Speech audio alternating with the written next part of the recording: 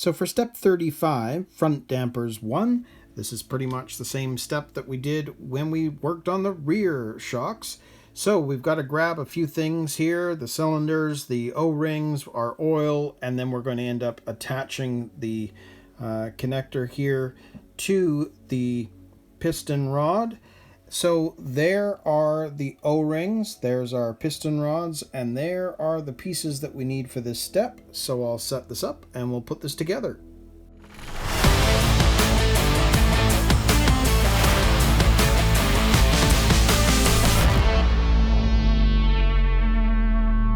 So first off, we need to oil up our O-rings here.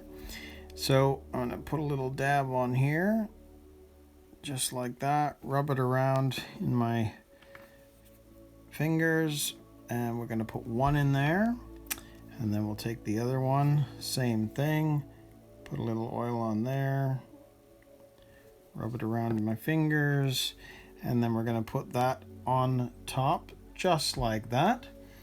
Get this paper towel, and we're going to take this, the W1, and we're going to attach it. So you're going to want to screw that down all the way. There we go. Just like that. And then you can see that we're going to need to push the piston rod down and through and attach it to V2. And you can see that it needs to be 17 millimeters. Now, I'll show you this. I'm going to grab this. I'm going to put a little dab of the oil here. Rub it around on all sides here. And we'll take our cylinder here, push that through, get it through to the other end. And this now has to attach to our V2 piece. And if I can remember correctly, whether that's going to go, yes, it goes that way. Now you can see that they wanted it 17 millimeters. And of course, they're showing you using the needle nose pliers to hold this, but I've got the shock pliers. But first I want to see what's going on here. Well, funnily enough, if you look at this, that pretty much is the 17. So I stopped screwing that in pretty much at the right spot. Now I might actually just tighten it one little bit more, and that should still be at the 17 millimeters, which it is. And that shifted just a touch. It's a very finicky, but I mean 17, we've got it exactly where it needs to be. So I would say that is done. Now I'm just going to go ahead and do the other one. You've seen this already, and then we'll quickly come back. So there we go. For front dampers 1, both of these cylinders are ready to go. So that means that that step is finished. So we're going to move on to step 36 and work on front dampers 2. So for step 36, front dampers 2, this is where we need to add the oil. So our main purpose with this is obviously filling it with the oil, but also removing all of the air bubbles out of that oil as well. Now the only two things that we need here are the oil seals, and then of course our oil that we need for this step. So I'll set this up and we'll add the oil. So if we grab one of these, we need to pull this down all the way. And we're going to fill this with the oil. And I tend to go all the way, or pretty close.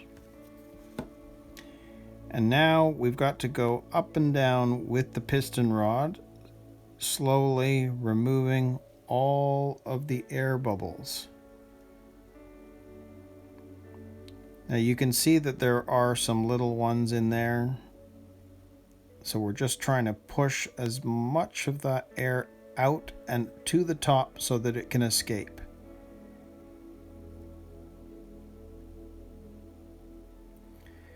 And it looks like most of it is gone. So I'm just going to top this up a little bit.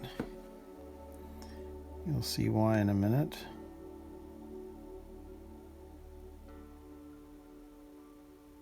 Yeah, it looks like that's gone for the most part. That you can see the tiny little air bubbles, but most of that air is gone.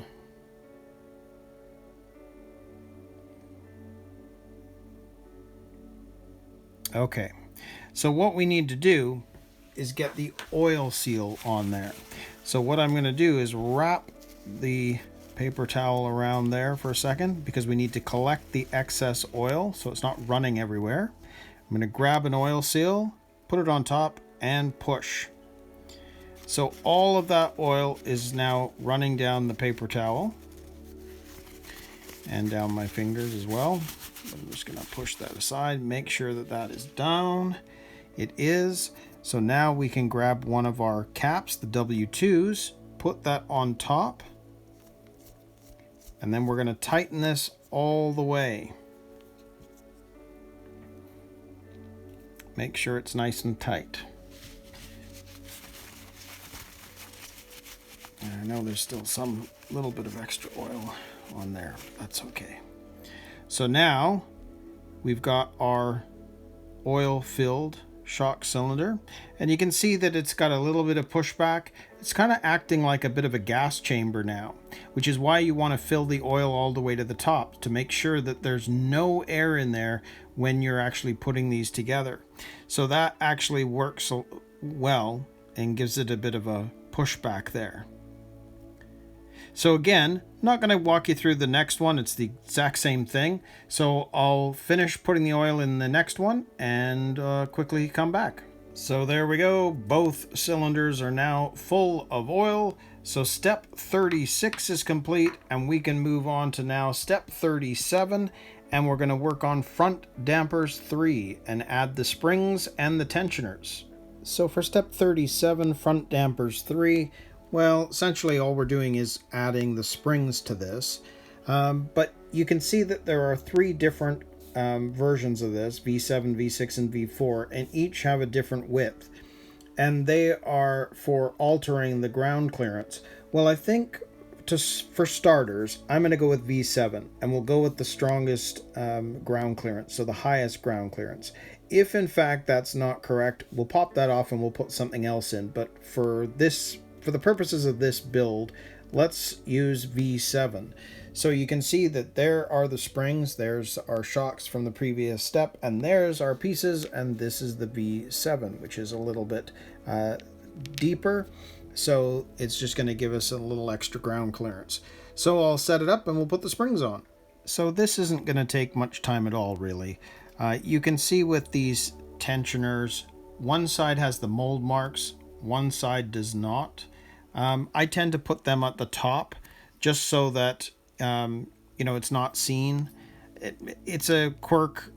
It doesn't really matter which way you do it. And if you look at the spring itself, they're pretty much identical either way. So I'm going to put that right there. I'm going to pull back and put that in its place right like that. So that is facing up because that's going to need to rest on the spring. And there we go. So there is one of our front shocks.